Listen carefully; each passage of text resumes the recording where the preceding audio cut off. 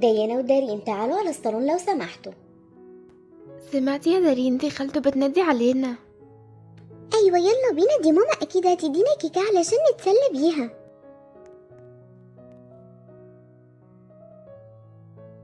ماما بتعملي ايه بالشنطه دي؟ والشنطه دي بتاعت مين؟ يا ديان اتصلوا بيا من الشغل، في مشكلة حصلت في مكتب لندن ولازم أسافر حالا، يعني هسيبك تقعدي عند خالتك وبنت خالتك شوية. ايوه يا ماما، بس انا مش عاجبني انك تمشي كده فجأة. ما باليد حيلة، المدير كلمني ولازم أسافر النهاردة.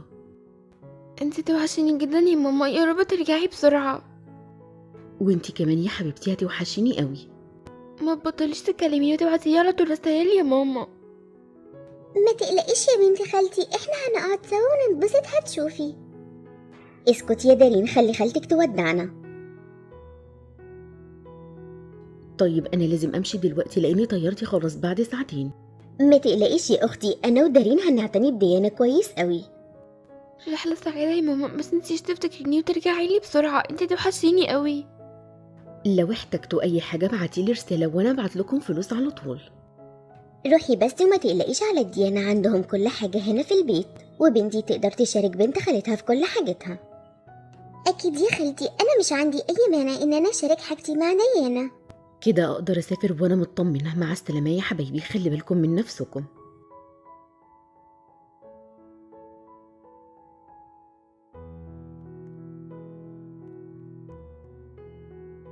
ما تقلقيش يا بنت خالتي، الأيام هتعدي بسرعة ومامتك هترجعلك، ما تزعليش، روحي امسحي دموعك.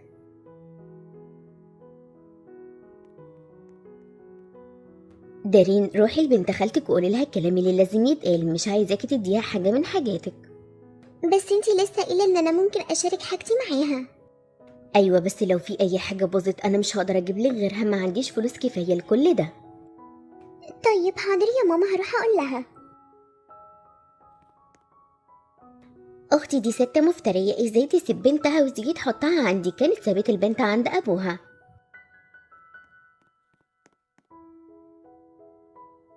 بنت خالتي انا عايزة اقولك على حاجة.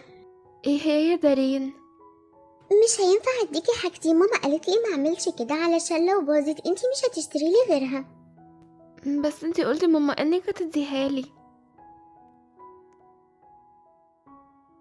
ما تقلقيش يا بنتي، انا سمعت كل حاجة. هتقولي دارين تشاركني حاجتها يا خالته. مش لازم، اختي جابت لك حاجتك، شنطتك فوق في الصالون، مش عايزاكي تبوظي حاجات بنتي. بس انا مش هبوظ حاجة يا خالته. دي حاجة ما نعرفهاش. يلا يا دارين يا بنتي نخرج شوية وسيبي بنت خالتك ترتب حاجتها.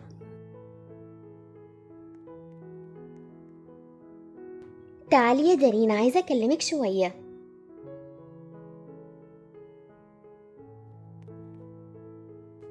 مش حاسة ان هما هيعملوني كويس زي ما قالوا لماما، والأسوأ ان ماما مش عارفة كده. طيب اخرج ازاي من المكان ده؟ مامي ممكن اطلب منك طلب؟ اكيد طبعا يا حبيبتي، قولي اللي انت عايزاه. ممكن تشتري لي حاجات جديدة، بقالك كتير ما جبتليش حاجة. عندك حق، اصلا انا ما كانش معايا فلوس، بس لو خالتك بعتت فلوس لبنتها انا هاخدهم كلهم لينا احنا، بس اوعي تقولي لحد، ده سرنا احنا بس. ما تخافيش يا مامي، انا مش مجنونة علشان اقول. يلا روحي اوضتك شوفي بنت خالتك بتعمل ايه، وخلي بالك ما تخليهاش تستخدم اي حاجة من حاجاتك. حاضر يا مامي، هروح اشوفها خلصت ولا لسه واقول لها ان انا جعانة. انا هدخل اوضتي ارتاح شوية، مش عايزة اي حد يضايقني خالص. قولي لها تعمل ايه، بس انتي هتقولي لها ايه؟ انتي اصلا مش عارفة حاجة في البيت. ازاي يعني مش عارفة؟ انا كل يوم بطبخ وانضف واكوي واغسل هدومك اللي مش نضيفة، انتي بجد مش طبيعية، حتى مش عارفة مامتك بتعمل ايه. ما تزعليش مني، انا هقول لها وخلاص، تخليها تعمل كل اللي وراها.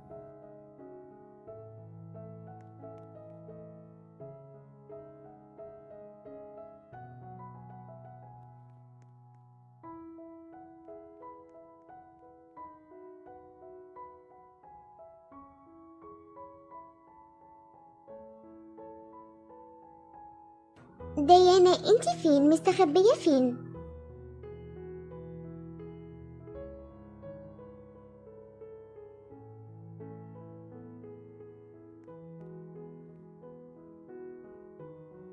اطلعي بقى من اللي انتي مستخبية فيه، لازم تعملي الأكل، ماما قالت كده وقالت كمان مش عايزة أي حد يزعجها. اعملي أكل حلو وخلي الفراخ مقلية، فهمتي ولا لأ؟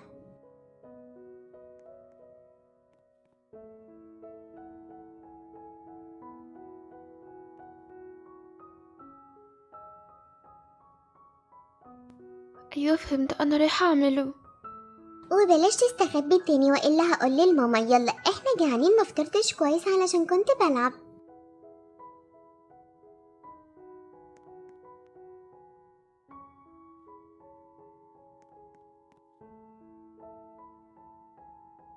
وانتي بقى بتعرفي تطبخي؟ لا ماما عمرها ما كانت بس إني أدخل المطبخ، يعني بعرف أعمل حاجات بسيطة بس. يبقى هتتعلمي لوحدك، مش شايفة ان ماما ممكن تعلمك حاجة؟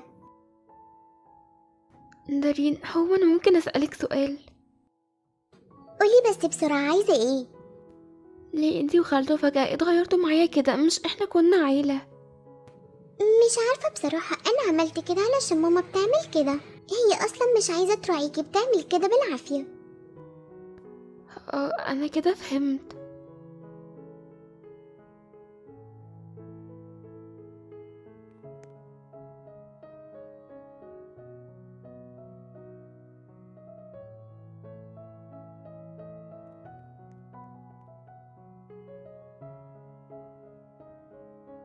أنا عايزة أعمل شوية رز بس مش عارفة أبدأ ازاي. بنت خالتي تعالي بسرعة، محتاجاكي ما تتأخريش. اتحركي بسرعة وإلا هقول لخالتك. فكرة ان انا عندي شغالة دي جامدة قوي. هقول لماما تجيب واحدة تانية لما تطلب فلوس من خالتي.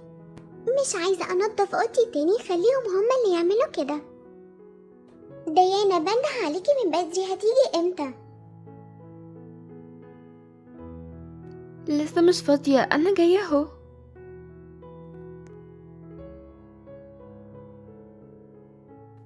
أنا كنت بحضر للغدا عشان كده اتأخرت. قولي لي يا ديانا، انا كنت عايزة اسألك سؤال. هو انا فعلا النهاردة طالع شكلي حلو؟ تحية كبيرة لبابا وماما انهم عندهم بنت جميلة زيي. قوليلي انتي عايزة ايه؟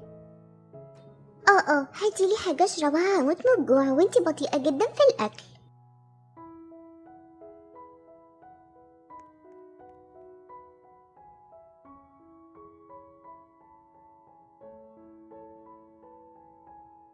يلا خلصتي بقى ليه كل ده يا ديانا؟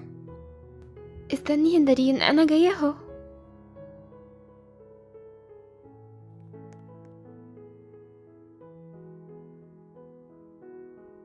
هعديها لك المرة دي لاني عارفة انها اول مرة ليكي ومش عارفة تعملي حاجة.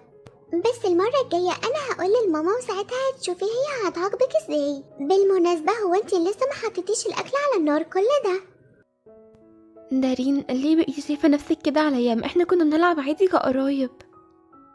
ده كان زمان يا بنت خالتي. يلا قومي على المطبخ حالا.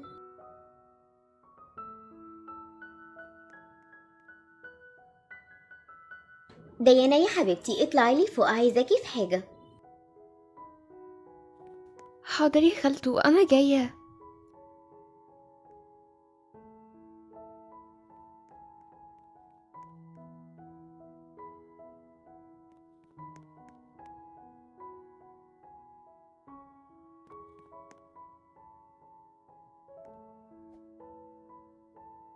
وعدت الأيام وبقت أسابيع ولسه قاعدة في بيت خالتي وبنتها دارين. كنت بفكر أهرب وأبعد عنهم بس كنت خايفة أكون لوحدي في الشارع.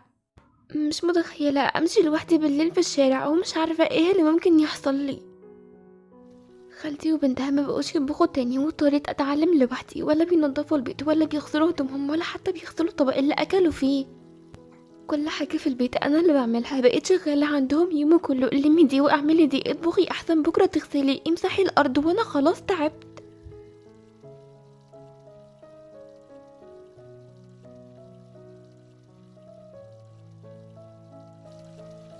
يا حبيبتي يا بنت اختي، بجد كويس ان انتي بتساعدينا كده، كنا هنعمل ايه من غيرك؟ خدي دي ورقة الحاجات اللي كتبتها لك للسوق. شوفي لو محتاجين حاجة تانية ولا لأ، بما انك انتي اللي بتطبخي اكيد هتعرفي. حاضر يا خالته، سيبيها على الرخامة. بس يا بنتي المطبخ شكله مش نضيف كده ليه؟ لازم تكوني مرتبة اكتر من كده يا ديانة، كده ما ينفعش. اغسلي ونضفي كل ده، مفيش حتى مكان نحط عليه الورقة.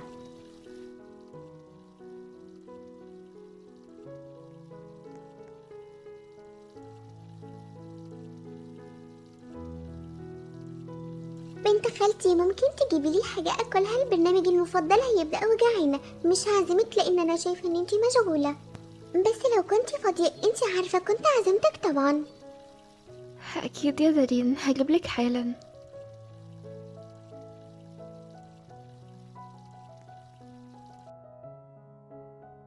خلاص أنا تعبت، هو أنا لحد امتى هفضل أستحمل الاتنين دول؟ بنت خالتي اتحركي، ليه متأخرة كده؟ البرنامج خلاص هيبدأ. وهاتي معاكي علبة الحلويات اللي احنا اشتريناها، يلا يا ديانة بسرعة.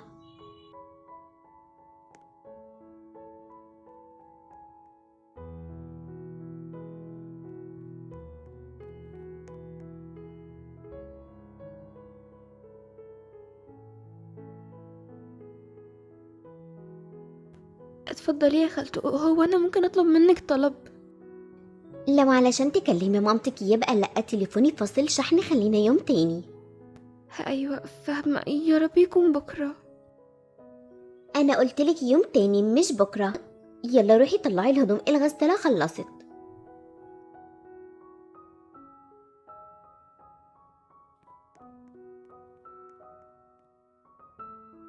مامي قوليلي الحقيقة، التليفون فعلا فاصل شحن؟ طبعا لا يا دارين، انا بقول لها كده علشان ما اديهاش حاجة. لو خالته عرفت ازاي بنعملها هتزعل جدا. ما تشيليش هم، اختي مش جاية دلوقتي، ولما تقرب تيجي انا هظبط ديانة، نبقى نراضيها بشوية هدايا ونعمل نفسنا طيبين معاها.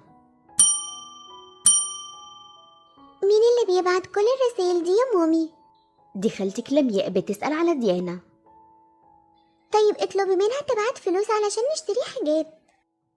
انا اصلا قلت لها ان البنت تعبانة ولازم نروح نوديها للدكتور ومحتاجة فلوس.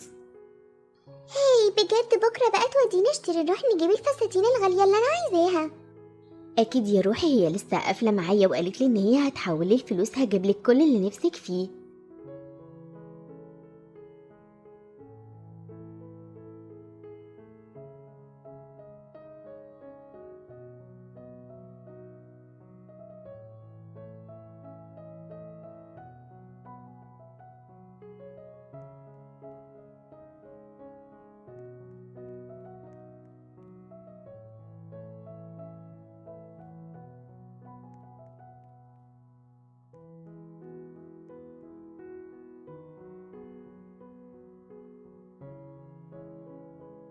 مش عارفة، هم اللي بيوسخوا كده طول الأسبوع وأنا بغسله مش مخلصة. يا اختي زي ما قلتلك لازم نشتري شوية لبس ولعب لبنت اختي. ديانا طلبت مني كتب ولعب علشان تتسلى مع بنت خالتها. قولي لها ماما عايزة تسمع صوتك، مش بتبعت غير رسايل، مش بتكلمني خالص، بقالي كتير مش بسمع صوتها، خلي عندها وقت تكلم أمها. حاضر هقول لها، بس انتي عارفة العيال دلوقتي بالعافية لما يكلمونا وطول النهار بيلعبوا. طيب تمام، أنا حولتلك كل الفلوس اللي انتي طلبتيها وزيادة كمان شوية. خلاص يا اختي هقفل معاكي دلوقتي علشان نخرج نشتري حاجات لديانا زي ما قلتلك. عايزاكوا تتبسطوا، خديها بالحضن بدل مني. حاضر يا لمياء، هقول لها ان انتي بتحبيها جدا، خلي بالك من نفسك وما تنسيش تبلغيني قبل ما تيجي.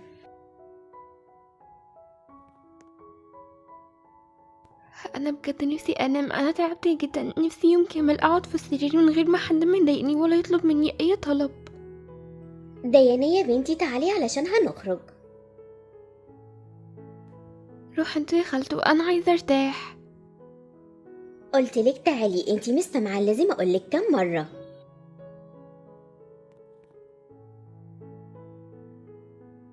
يلا قومي وشيلي الوش الزهقان ده، النهارده هنشتري لبس جديد. انا عارفة ان انا دايما بقولك ان انا هجيبلك حاجة، بس كل الفلوس بتروح على مصاريف البيت. طيب وماما لسه مبعتتش حاجة ليا أنا؟ اللي مامتك بتبعته قليل جدا، ولا اللي دايما بدفع الحاجات من جيبي. أيوة يا خالته فهمتك، شكرا. يعني المفروض تكوني ممتنة ان انا باكلك وشربك وكل ده من فلوسي انا. مامي تجيبي لي الطقم البينك اللي عجبني اللي شفناه الاسبوع اللي فات. طبعا يا حبيبتي، يلا بينا نشتري دلوقتي. النهارده كلكم هتلبسوا لبس جديد، حتى بنت خالتك.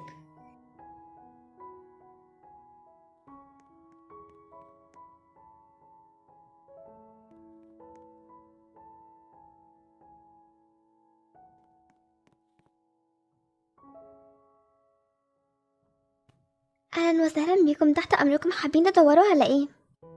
احنا بندور على لبس بنات مقاس 16. تمام، احنا عندنا كل المقاسات وكل الاسعار. كويس قوي، احنا بندور على حاجات عليها عروض. بصي هناك في الجنب ده كل اللبس اللي فيه عليه تخفيضات، وفي الجنب التاني اسعار عادية. بس طبعا الجودة تفرق شوية، بس اللبس كويس برضو. لو احتجتوا اي حاجة نادوني. يلا يا بنات تعالوا نشوف اللي في العروض الاول، نشوف يمكن نلاقي حاجة حلوة هناك.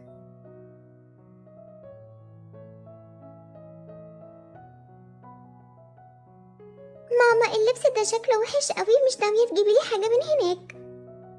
لا طبعا يا حبيبتي، ده مش ليكي، انا ببص عليه علشان بنت خالتك. هي محتاجة لبس، الهدوم اللي عليها بقى حالتها صعبة قوي. ما تجيبلهاش كتير، 4 أطقمة كفاية وهي تغسلهم طول الأسبوع. يا خالته في الناحية دي في لبس حلو للبنات.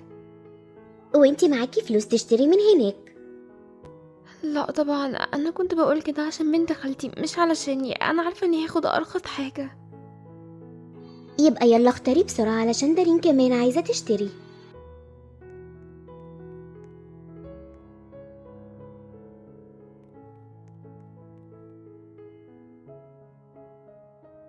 أنا حاسة إن هي بتطول علشان ملحقش أشتري حاجة يا مامي. يلا يا دنا اتحركي، احنا مستنيينك. بنتي كمان عايزة تشوف لبسها. اختاري 4 أو 5 أطقمة، دول رخاص وانا اقدر عليهم.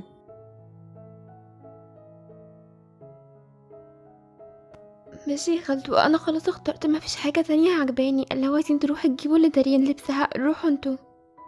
يلا يا ماما سيبيها تختار هدومها لوحدها، أنا عايزة أشتري فساتيني أنا كمان.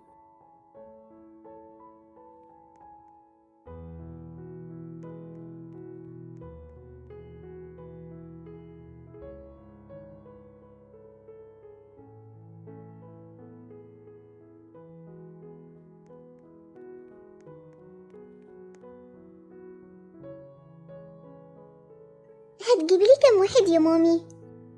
حاولي 5 عشان غاليين، مش هينفع اكتر من كده، خصوصا ان انتي عندك لبس كتير في البيت. طيب عايزة البنك والأخضر والأصفر وكمان الأسود والأبيض، عايزاهم كلهم. حاضر يا أميرة مامي، يلا بينا نروح نحاسب. هاي انتي أحسن ماما في الدنيا، أنا بحبك قوي.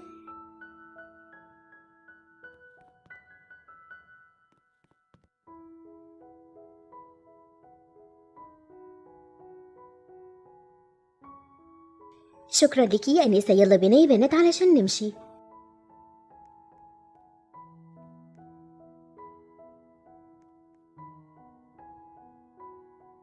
ماما ممكن نروح نجيب آيس كريم، نفسي فيه. يلا بينا نروح لمحل الآيس كريم ده. طبعا يا حبيبتي، ده قريب جدا. ديانا ما تتأخريش، تعالي ورانا.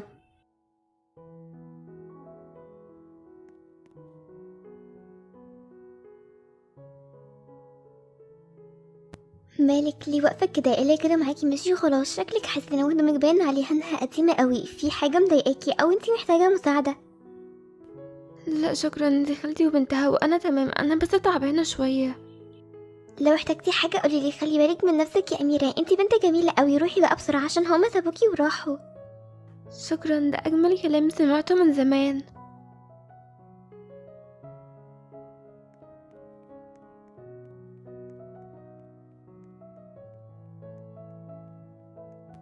البنت دي شكلها مش مرتاحة خالص، يا حرام بجد. لو سمحتي يا أنسة، عايزة 2 آيس كريم. طيب تمام، تحبي أي طعم؟ انتي عندك أي طعم؟ أنا عن نفسي عايزة فراولة وشوكولاتة. عندنا فواكه وكمان نعناع. خالته ممكن اختار انا كمان؟ مين اللي كلمك يا بنتي؟ ما تتدخليش، أنا بكلم بنت خالتك. أنا عايزة ابدأي عليه شوكولاتة سايحة من فوق، لذيذ جدا يا مامي، انتي لازم تجربيه.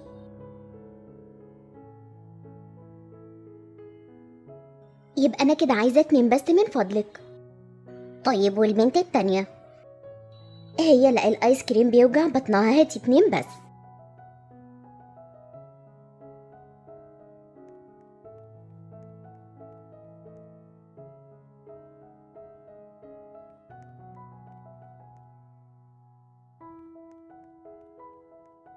حرام، باين عليها من وشها ان هي كان نفسها تاكل ايس كريم، كنت اتمنى اشتري لها واحد.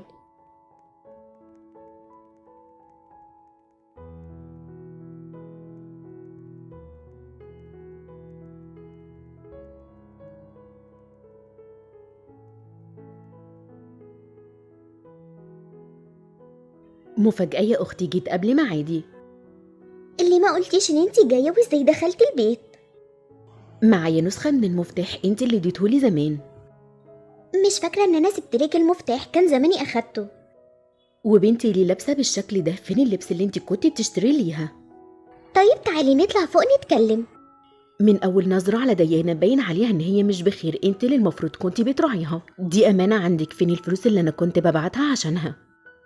صرفتها على الاتنين، ما ينفعش اسيب دارين من غير حاجه.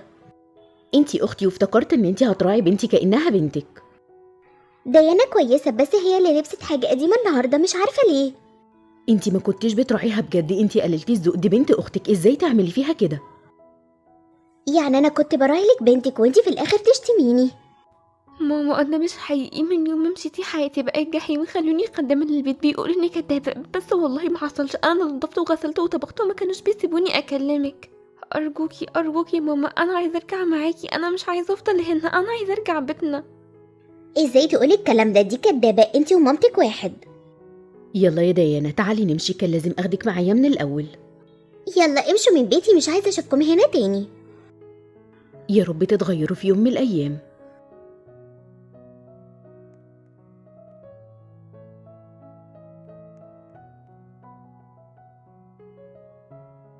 أنا آسفة يا بنتي، ما كنتش عارفة إن انتي هتتعبي كده، دي أختي وما توقعتش إن هي تعمل فيكي كل ده.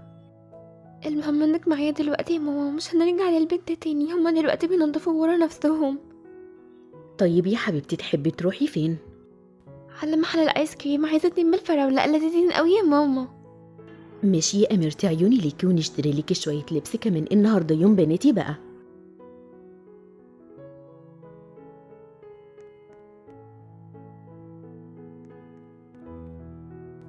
ورحنا فعلا واكلنا ايس كريم، وكان طعمه لذيذ قوي، واحلى حاجه ان ماما كانت معايا وكنا مبسوطين سوا زي ما المفروض نكون.